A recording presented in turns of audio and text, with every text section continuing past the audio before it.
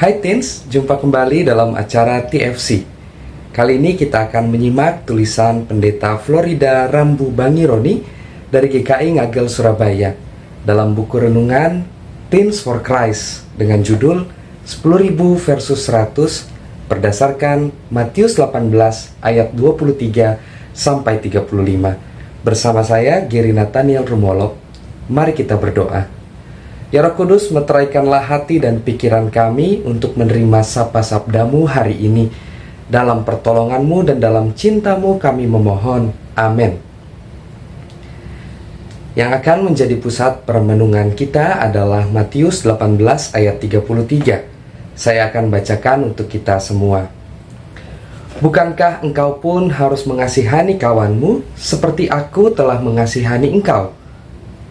Ini adalah kisah tentang seorang yang berhutang 10.000 talenta dan tidak sanggup membayarnya ketika sudah jatuh tempo. Andaikan segala miliknya, termasuk istri dan anak-anaknya dijual, utang itu tetap tidak akan terbayarkan. Ia lalu bersujud dan memohon belas kasih kepada Sang Tuan. Sang Tuan pun luluh dan membebaskannya dari seluruh utangnya. Betapa lega dan gembira hatinya karena utangnya telah lunas. Sayangnya, ketika ia bertemu sesama pegawai yang memiliki hutang sepadanya 100 dinar, ia menuntut pembayaran, bahkan memasukkannya ke dalam penjara. Karena itu, marahlah sang tuan kepada hamba yang jahat itu. Utang yang besar telah dihapuskan, tetapi ia tidak memiliki belas kasih untuk membebaskan temannya yang berhutang sangat kecil kepadanya. Hutang itu menggambarkan dosa kita yang sering kita perbuat di hadapan Tuhan. Dosa kita itu besar, seumpama 10.000 talenta. Sebuah angka yang begitu besar hingga tak mungkin kita bayar dengan apapun.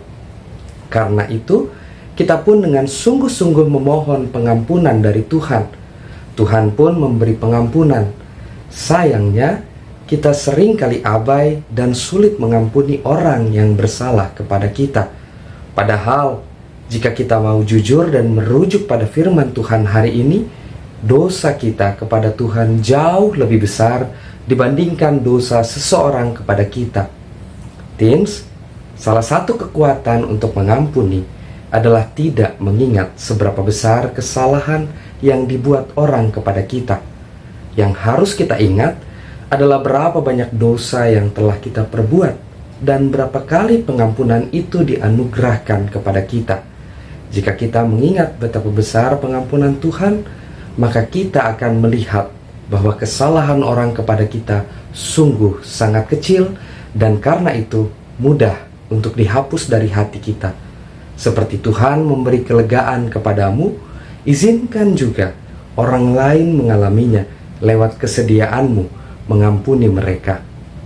Mari kita berdoa.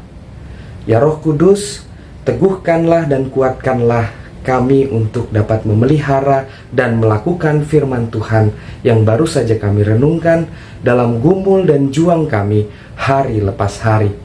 Amin. Demikian renungan kita hari ini. Jangan lupa subscribe, like, dan bagikan kepada yang lain. Tuhan memberkati.